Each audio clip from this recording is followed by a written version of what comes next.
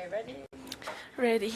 Congrats, Mirra. First Madrid semi-final. Talk us through that match and how it feels to be in the semi-final. Yes, very excited about the result. Super happy with the way I played today. Happy that I stayed composed, saved a lot of break points, set points as well. So super happy with the win and very excited for tomorrow. Hey Mirra, well done today. I guess compared to yesterday, obviously you're a little bit harsh, on yourself on the bench. I think you used the phrase like, "I'm not a champion." I'm curious, after reflecting on, yesterday's match, did it kind of light a fire, coming into today? Well, kind of in a way, yes, because obviously I wanted to prove myself wrong. And I kind of did yesterday, but for some reason yesterday even after I won, I was pretty negative to myself that I, got to that situation. And today I just tried to, turn things around and not let that happen again. And I felt like I did a better job today. Still, obviously, at some points I was pretty emotional as well, but I do feel like, it's a tennis match and sometimes obviously something can happen, but the most important is how you handle it and how you reset for the next point. And I feel like today it was much better than yesterday.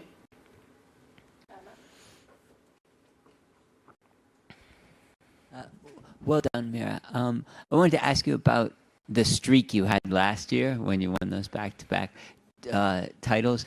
Do you remember what it felt like to be playing tennis then? How easy, when you were just piling up win after win after win.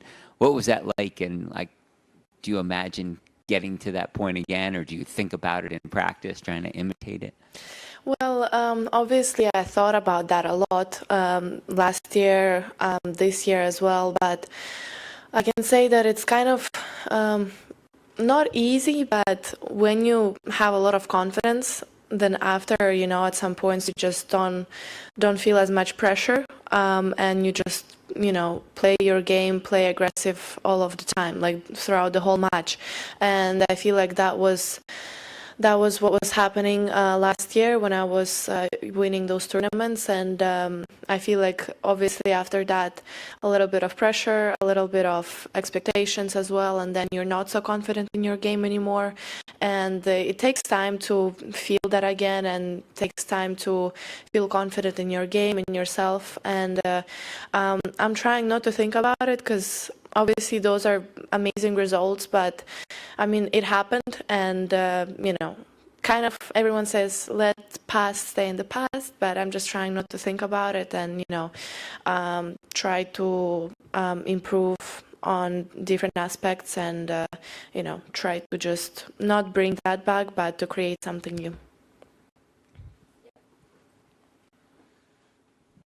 Mirra, congratulations. Tomorrow you'll turn 19, and we'll all say happy birthday to you. And could you tell a little bit what feelings do you have now because of the birthday? How are you changing in your feelings as a personality, as an athlete? And in what ways do you want to change, and in what ways you don't want to change? And what are you dreaming about? Okay.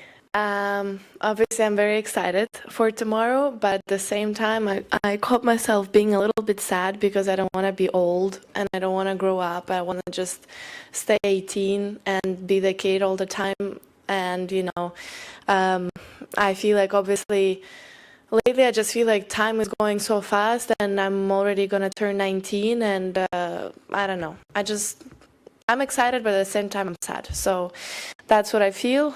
I don't feel like I'm changing as a person very much. I feel like maybe it's going to sound weird, but I kind of became more calm outside of the court. For example, before I would like to, even after matches, I would want to spend some time with my family to talk a lot or to do something together. Now, all I want to do is to come back to the room and, be alone and just do something with myself. I don't know, read a book, watch TV series, just be on my phone, and I don't want to talk to people. So maybe that's how I'm changing. But other than that, I feel like I'm still the same Mirra that was here a couple of years ago. And yeah, for now, I don't notice a lot of changes. The dream, for now, I want a pair of high heels. That's gonna be it. Hi, Mirra. Congrats with today. Yeah. And about the game today, which shot, maybe sequence of shots or something else in the game you consider like the most important to stay in the game and at some points with the break points down and stuff like this?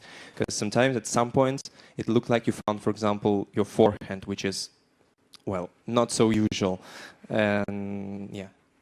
Well, I think obviously when you're facing breakpoints, it's important to really try and go for the first serve, to maybe try and just get the free point. But when that doesn't happen, obviously I try to build the point from the baseline, and today I really felt like I can create a lot of damage with my forehand. For some reason today I just felt like my forehand was more dangerous, and I just was trying to use it today, and I feel like it worked very well after some games in the first set. So yeah, I mean, I'm trying to use all of my shots, but sometimes there are days when I feel one shot better than the other, and sometimes I just try to use that and, you know, also adjust my game to that. Okay, last question. Hi, Mirra. Congrats on the win. I wanted to ask him like a more general question about player friendships on tour, since you're already great friends with Dasha Kasatkina, for example. Sometimes you see other players more than maybe your family. I don't know about you, but you travel together all the time. So can you, maybe from a mental health point of view, like how important is it to have these good connections with other players, since you're also competitors, but are there boundaries to like how deep a friendship can go? Well, I do think all of that is very individual and personal. I know that certain players on tour don't have a lot of friends and prefer to stay with their team and, you know, go to the hotel straight away. But I'm the person that I was always trying and wanting to have a couple of friends on tour, and now I feel like I have some people that I can really share my feelings. I can, you know, talk about anything that I want, and I feel like it's the same from their side as well. And for me personally, I feel like it's important to have someone that also goes through that and understands what you're going through, because obviously your family can say, yeah, we get it, we've been traveling with you the whole time, but they never played, they don't know what you're going through on the court during the match. And sometimes you know, players that are also playing and they obviously understand you better. So for me, I think it depends on the person. So whatever the person you are, you just feel what you need. And me, I feel like you know, a couple of good friends not gonna bother. Thank you.